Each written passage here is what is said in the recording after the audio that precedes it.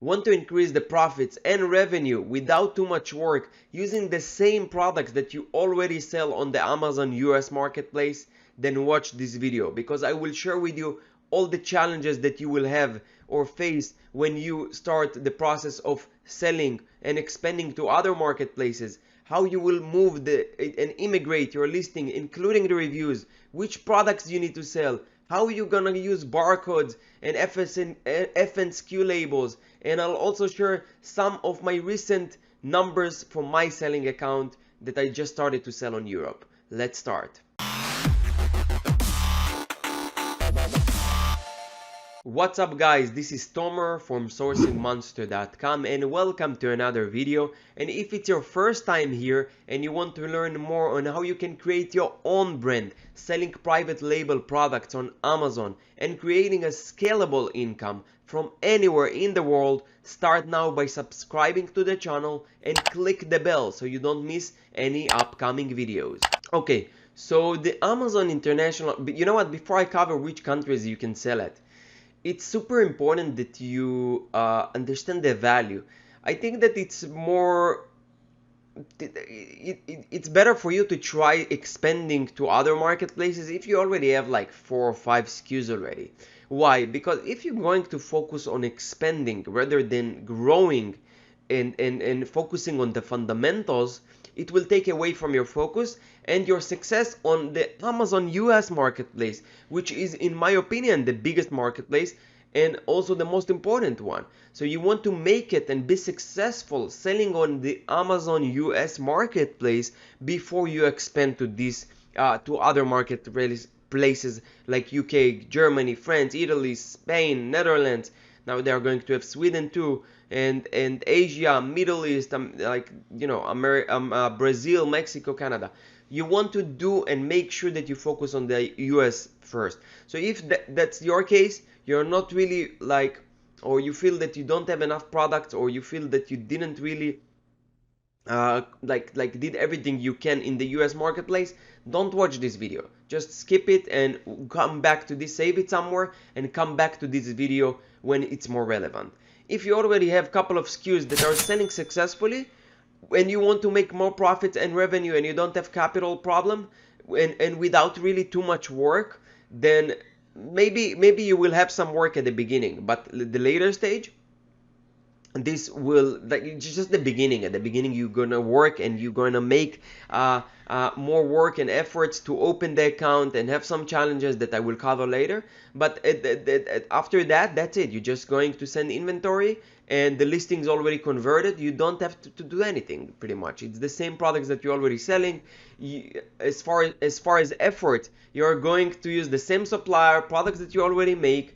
Just no brainer. I don't know why people, I think I know why people, not all sellers on the US marketplace expanding to Europe, because there are so many challenges to open and start selling, which I'm going to cover. But that create a high entry barrier that it's good for me, because I'm willing to take the time, I'm willing to do the research on how to actually sell and go back and forth if needed with seller support, go back and forth as far as research, as far as talking with people if I have questions or problems that I encounter. So it's really come down to what you are willing to do. Are you willing to work for your success, or you want some easy stuff? Most of the people, you know, when they see a challenge, when they see a struggle, they just run away. And what I want to really teach you here, guys, is the mindset that is the most important thing. If you come with an attitude, no, I want to learn, I want to expand, I want to try new things, I want to be the best at what I do, then it shouldn't be a problem for you, and it will be an easy thing for you. It took me a good couple of months to establish this and to be able to sell in Europe, but I think it's totally worth it. And you know what? Let's just show you some of the numbers. Again, I just started recently. This is the UK account. So today we have 12 sales. 12 sales. Oh, 13 already. Perfect. 13 sales and 220 pounds sales for the day and 2400 for the last 30 days. But if you see, it started to pick up like 10 days ago. 2 weeks ago it started to pick, and it's just one SKU. I have like 25 SKUs right now, that are selling. And imagine, like, with 6, 7, 8 SKUs that are already sell on the US marketplace, I could easily make here like 20, 30 pounds, 20,000 or 30,000 pounds revenue a month without really doing too much. So you know what, if we already shared the numbers, let me show you the numbers on the Amazon US marketplace. So it's 65 units for the day. Prime Day was, I don't really sell any items that are electronic or Prime Day items that will do well in that day, but still I had more sales than usual. I'm standing on 132,000 for the last 30 days. um, you know, I was expecting to have at this point higher numbers, more like 250k for the last 30 days, but it is what it is. You know, I'm happy and grateful for what I have, but you know, I have a lot of work ahead of me, growing and scaling and focusing on the right things. I keep learning, I keep you know, asking questions, and trying to be the best I can. So let's go back to our topic. So the challenges that we have to start selling on Europe and globally are you know, not easy.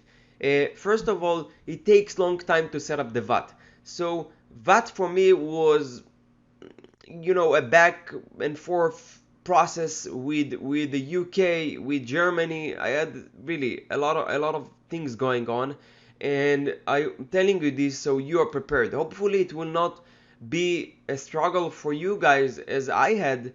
And the struggles that I had are that they kept like asking me questions, the VAT, where you're selling from, who is this factory, send us invoices. They really wanted to confirm that I'm the brand owner, which is good in my opinion. I had to send them invoices and then wait a month, and then they will tell me it's not good, you have to send us something else. I would send them whatever they requested, and then again back and forth couple of months.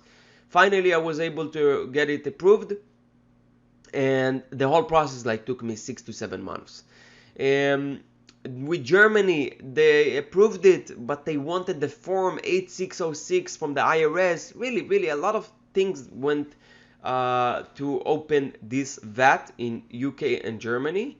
But you know, I wasn't in a hurry. I was selling on the US. That's kind of a thing that I did at the background. So, you know, it wasn't really something that I was dependent on.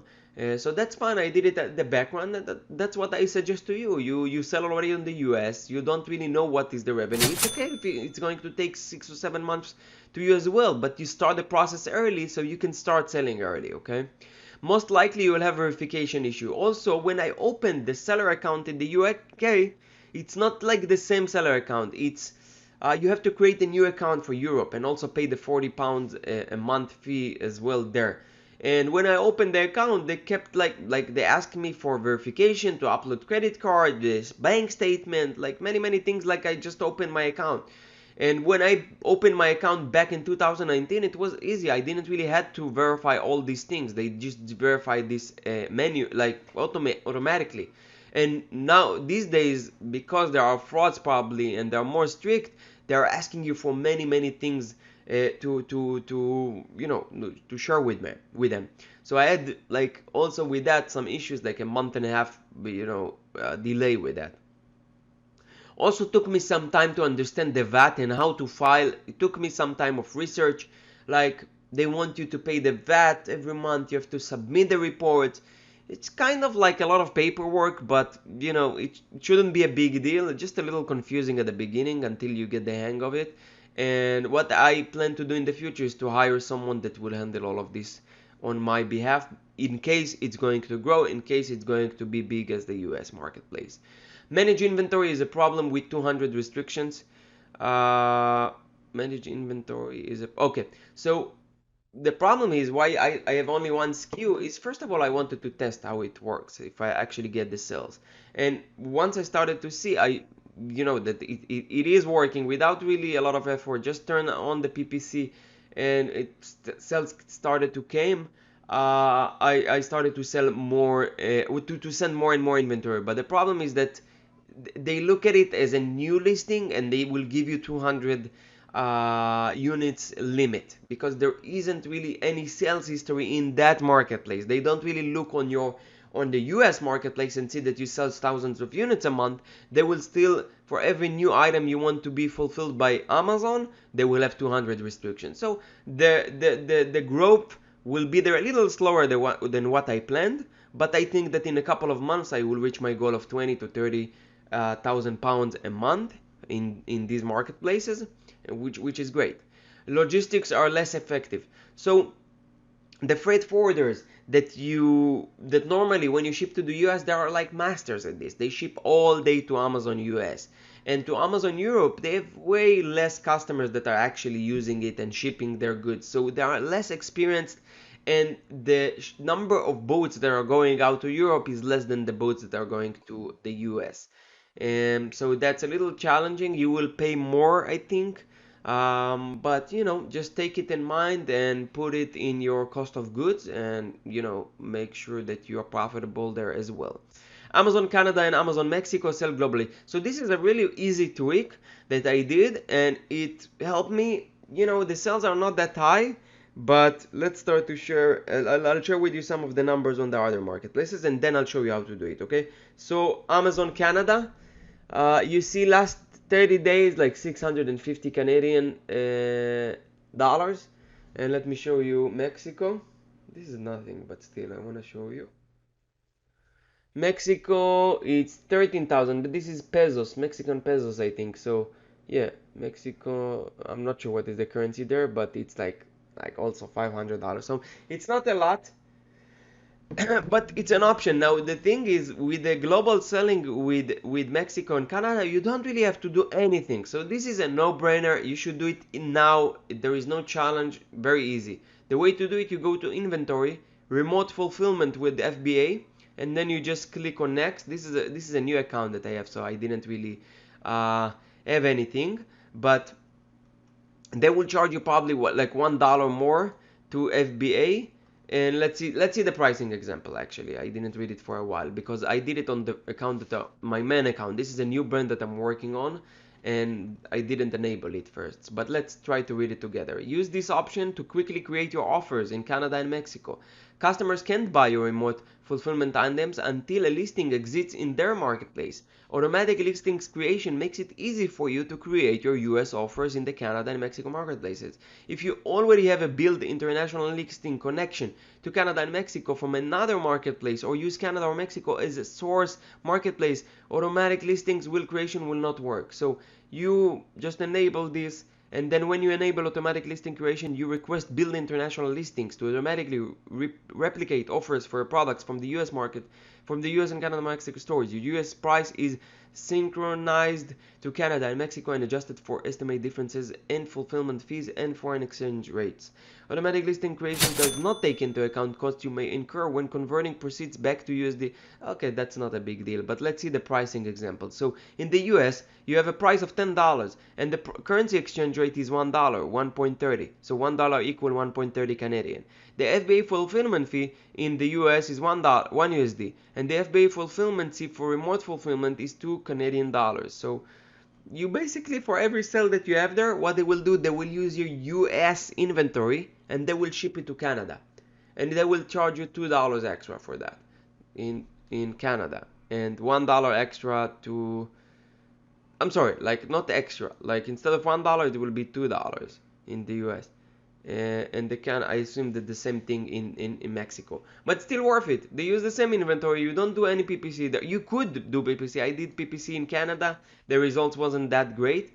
I just left it for now because I don't have time to deal with it. But you can do PPC and create more and more offers there. So you can do research and see what works and what doesn't work. Which product should I sell? So only go for products that you already sell, that have the highest demand. Start with one product, and then move on and ship more ASINs to the marketplace you're intending to sell on. So what I will do, I will take my best selling ASIN on the US marketplace and then go to Amazon UK. I will start always with UK. Why? Because it's English as well. You don't have to convert the listing, you don't have to change the language, and just sell there. So let's say your product is hairbrush. So you're going to put the main keyword, and then see the numbers. Make sure that the numbers are high enough, because if you see just like sellers selling like 2,000 a month, maybe it's not a good idea. Maybe you want to move to the higher selling product. Now take in mind the numbers here are not fixed. You want to test it out, you want to see it yourself. And what is the risk? If you see the market is already selling well, there is enough depth, or you are not sure, sell there 200 units, 200 units. It shouldn't really affect you and create problems. So definitely do that. Um, how to move your listings and reviews on Amazon International Marketplace. So contact seller support. In my case, they contacted me. So let me show you. One day I got this message. Hey David, my name is, I hide her name because she is my account manager now. From the Amazon Global Selling Team. Our category team in Europe identified as a high priority, that's my brand name, as a high priority to help get your offerings in front of our European customer base. Would you be willing to set up a call via time trade, as it is my most up-to-date availability to discuss the EU expansion process? With my help as your Amazon account manager, I can help you get registered, provide listing translation and transfer support, and help devise a marketing strategy to shorten your ramp time. My services are completely free because our European team is wanting your valuable selection added to their markets. Please let us know if you can jump on a quick call or pass me off to the correct point of contact for international distribution. So they contacted me, but if they didn't contact you, you can use the seller support to help you with that. First, try to create a ticket and ask to be transferred to the Amazon Global Business Development or Amazon Global Selling Team. So that should really work.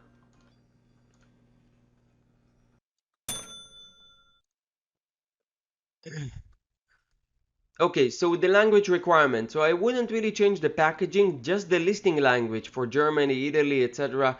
UK is the same. That's why I would start in the UK if you're just starting. So again, I talked about this, about the UK. Start first because it's English already. And for Germany, what they do when you use the global team, they convert your listing and they change the language automatically. So let's try to find a listing that is kind of popular, that should be on Amazon DE. Amazon Germany, I mean. Let's start. No, doesn't show. Anyway, it will do the automatic translation. Now, I didn't start actually to sell on Germany because I just started to send inventory after seeing the results with the UK. And I see that the listings are already translated, but what I have in my to-do list is to check with someone that is a native German speaker that can validate and make sure that the translation is good, and if not, then to do a translation for the listing. It's worth it. Barcodes. So barcodes are different in the UK. So what I have the FNSQ label already on my packaging, so I don't need to put the labels every single time. So that created a challenge. I had to really print new barcodes and tell my forwarder to really hide the existing FNSQ labels that are being sent to the US marketplace and put the ones for the UK. Now Germany will be the same. You will have to send, it will be the same FNSQ label that you have in the UK. Now, some products, I shipped 2 products to UK, they use the ASIN as the FNSQ label. They don't use like, which is weird for me. Like, I don't know. So I just printed those and told my forwarder the same thing, just put it on the label. So these are the things that you need to know if you want to expand to Europe and other marketplaces. It's just no-brainer to me to start the process. It's items that you already make. It's items that you already know. It's listings that you have with ton of reviews. It's just an easy trick or tweak or action that you can take to increase your profits and revenue. And I think that really people underestimate the power of this and how easy it is to increase your revenue effortlessly.